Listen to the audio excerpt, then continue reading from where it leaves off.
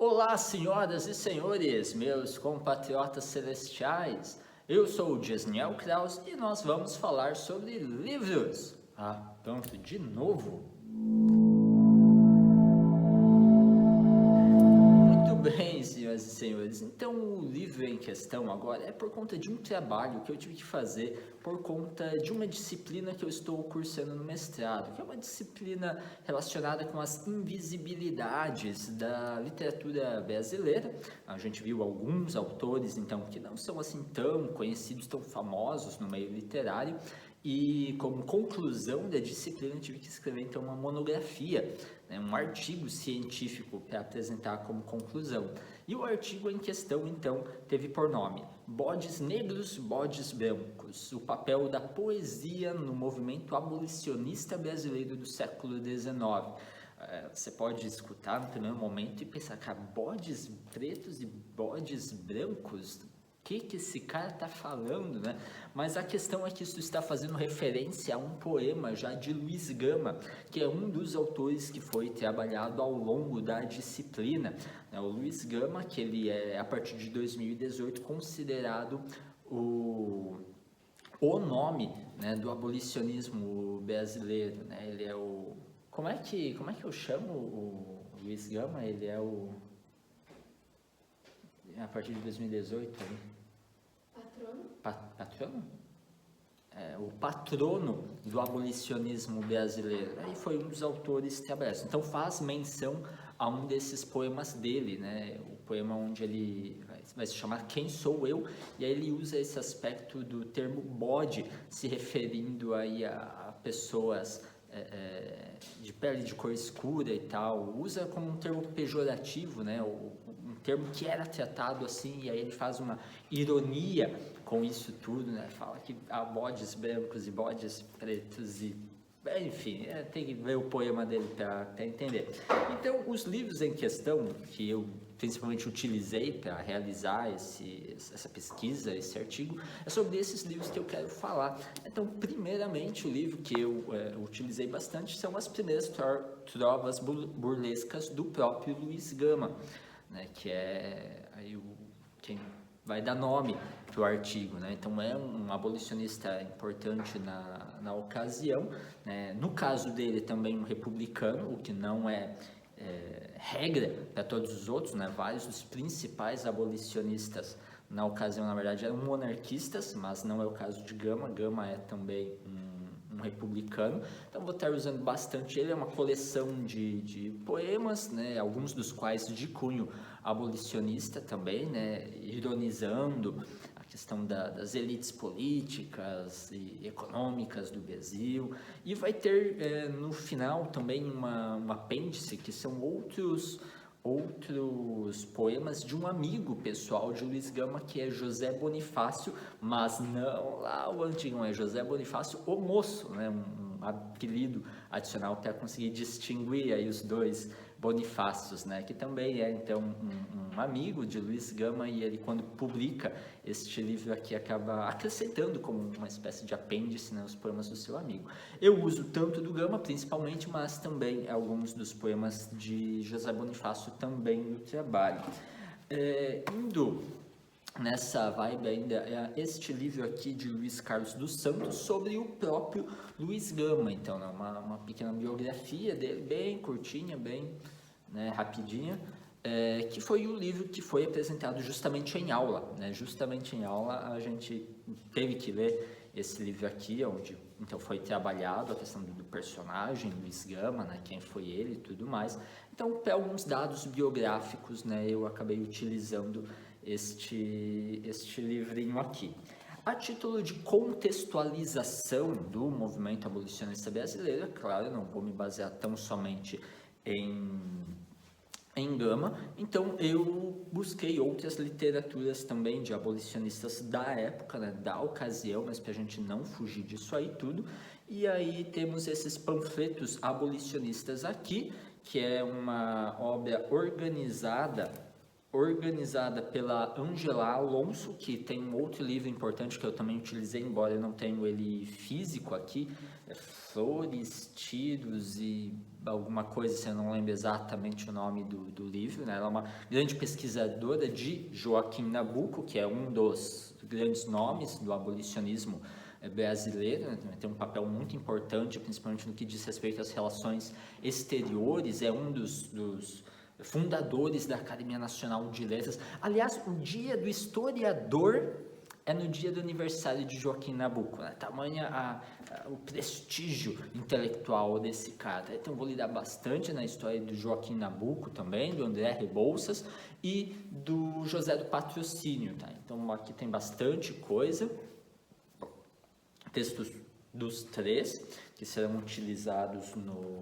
utilizados já no artigo, e esse daqui é a campanha abolicionista do próprio José do Patrocínio, né? Então ali temos textos mais curtos, esse aqui é um texto, é uma publicação mais longa, que são textos curtos que ele ficava publicando em jornais na época, né? Então temos aqui textos que foram publicados em 3 jornais no período. José do Patrocínio tem uma história muito interessante, que ele próprio é também republicano num primeiro momento, né? Enquanto não se abole a escravidão. E aí, quando a princesa Isabel assina a Lei Áurea, né, ela estava como princesa regente por causa da saúde mais fragilizada de Dom Pedro II, e ela assina a Lei Áurea, o José do Patrocínio inverte a chave de um jeito que ele passa a acusar, então, os republicanos: se vocês não fizeram nada, enquanto estava eu aí brigando, né, o Luiz Gama também, brigando, vocês não fizeram nada, eram os monarquistas que estavam brigando também, e ele inverte essa chave e passa então a defender a família imperial, tanto é que ele vai então idealizar e juntar a guarda negra de ex-escravos, então agora libertos, que estão dispostos a usar da violência agora para proteger a família imperial, né? Porque agora toda a elite econômica e tudo mais, aqueles que eram senhores de terras e de escravos e tudo mais, que foram prejudicados, né, com a abolição da escravidão, eles meio que automaticamente viram a chave e eles viram republicanos, né? Eles querem agora se vingar do império, né, por causa dessa abolição, porque o próprio Dom Pedro sempre teve uma postura também de abolicionista, só que o imperador não é rei, né, não dita as coisas ali, existe todo um parlamento, toda uma briga que ocorria já há muito tempo, e por esse contexto também da política imperial, na ocasião eu também utilizei essa obra aqui, Dom Pedro II, do José Murilo de Carvalho. Que coisa interessante foi notar, porque assim, eu não me basei só nessas obras, tinha vários outros artigos que eu estava utilizando, né? Baixei vários, estudei vários artigos também na internet. E um dos artigos é precisamente num tal de José Murilo de Carvalho, junto com uma outra autora. E aí, quando eu fui colocar a referência da minha pesquisa neste livro aqui, eu pensei: mas espera aí, eu já ouvi esse nome aqui. E por fim, eu estava usando 2 textos, né, do mesmo autor. O cara tem aí uma biografia inteira sobre Dom Pedro II, e eu havia encontrado um outro livro também sobre ali, o período do abolicionismo, né, o final da monarquia, início da república e tudo mais, que é também de autoria dele, e eu também usei nas minhas pesquisas. Então é um especialista, né, a área de conhecimento dele e tal, né, para trazer esse aspecto tanto depois rebelião desses fazendeiros em relação a uma espécie de vingança, até uma coisa que eu fico curioso, e eu destaco isso no artigo também, que assim, o Luiz Gama, ele morre antes, né, ele morre antes da proclamação da República, antes da própria abolição da escravidão. Então, o José do Patrocínio, ele abandona o republicanismo, né, e passa a apoiar a família imperial por conta dessa ação abolicionista dela. E aí eu fico curioso como é que teria reagido o Luiz Gama diante disso, né? A gente não tem respostas, né? Seria qualquer coisa altamente especulativa, né? Mas que dá uma certa curiosidade, né? Enfim, os próximos livros aqui, eles são assim, menos importantes, digamos, para minha pesquisa, mas eles são mais assim, a título de contextualização ou de trazer alguns dados adicionais. Tá? Um deles é a biografia do John Newton, porque no meu artigo, embora eu foque principalmente nos movimentos abolicionistas brasileiros, mas eu gosto de fazer uma certa comparação com o que foi os movimentos abolicionistas britânicos e norte-americanos também, porque eles eram de cunho muito mais religioso do que o nosso movimento abolicionista. O nosso é de cunho muito mais assim, de noções de progresso, noções, né, de desenvolvimento econômico e moral, e coisas assim. Ele bebe muito nas fontes do positivismo francês, né, de Auguste Comte. Isso fica muito claro para mim, porque o Joaquim Nabuco, ele é altamente influenciado por Ernest Renan, que é um teólogo importante francês, mas assim, totalmente positivista. É aquele cara assim, que não aceita mais os milagres, nem nada disso, né? É um verdadeiro culto à razão, mas é um teólogo importante do período. E o Joaquim Nabuco é muito influenciado, chegou a se corresponder com Ernest Renan. E o Luiz Gama, que está ali a biografiazinha dele, menciona-se uma carta que ele escreve para o filho dele, em uma ocasião onde ele está jurado de morte, então ele acha que pode ser o último contato dele para o filho, né? E ele vai recomendar a leitura de 2 livros, a própria Bíblia e a Vida de Jesus, de Ernest Renan, que também demonstra então essa influência positivista sobre Gama, né? Então todo o nosso movimento ele é mais positivista, ele é mais assim, racional, científico do que religioso, uma coisa diferente do que foi os movimentos abolicionistas britânicos e americanos. Então, a título de comparação, né, eu citei bastante o caso de John Newton, história interessantíssima, né, eu acredito que vários de vocês conhecem já, mas se não, de forma muito resumida, ele próprio foi um traficante de escravos, né, fazia a compra e venda de escravos, e ele passa por uma tempestade em alto mar que ele acha que vai morrer, e ali ele sente assim a água batendo no pescoço e ele chega a ferro, então, né, e mais tarde vai passar a ser então um abolicionista, né, vai ser uma importante influência para William Wilberforce, que é o cara assim do abolicionismo britânico, né? Se a escravidão acabou e foi primeiramente na Inglaterra e de lá para o resto do mundo é graças a homens como Newton e Wilberforce, né? John Wesley também, Sharp, enfim, tantos outros, sempre de cunho assim, muito religioso, né? Então eu trouxe isso, né, do Newton para mostrar também esse aspecto. Este daqui já foi um livro pego na própria biblioteca da Federal aqui de Santa Catarina, Esclavitude e Direitos Humanos. É um livro que ele vai focar principalmente no caso do abolicionismo na Espanha, o que não entra muito para o meu artigo, então eu não usei ele todo.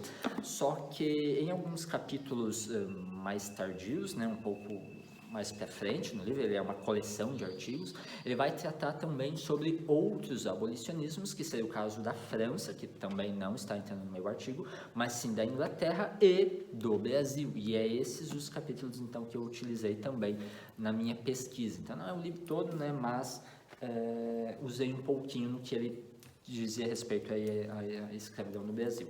Esse daqui, principalmente, então, por esse aspecto da Inglaterra, né? Slavery, Diplomacy and Empire, Britain and Suppression of the Slave Trade. Então, é bem sobre isso, sobre como o abolicionismo ele inicia e é muito forte na Inglaterra, vai acabar primeiramente lá, a escravidão, mas de lá para o resto do mundo ela foi muito importante, mesmo nas sociedades anti-escravagistas que existiam lá, fundadas por Quakers, né, e vão ser importantes. Joaquim Nabuco aqui no Brasil vai se corresponder muito com essas sociedades. Vão fundar aqui uma sociedade abolicionista também, ali com o André Rebouças, com o José do Patrocínio e tal.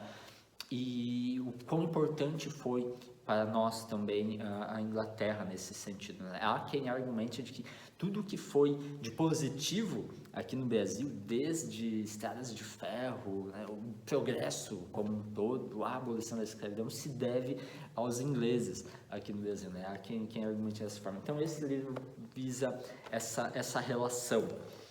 E, por último, também pego lá da biblioteca da universidade, Who Abolished Slavery? Né? Quem aboliu a escravidão? E esse aqui vai tratar sobre revoltas, sobre as revoltas dos próprios escravos. A Bahia teve muito disso, algo que vai depois pesar sobre o próprio Luiz Gama, porque ele é baiano também, então uma fase onde ele próprio foi escravo, se tinha uma certa dificuldade de vendê-lo, porque o pessoal, quando sabia que ele era baiano, não queria, porque teve tido casos de revoltas grandes em relação ali aos escravos baianos, e aí isso pesar um pouco assim na fama, né, do escravo baiano, que era tão revoltoso.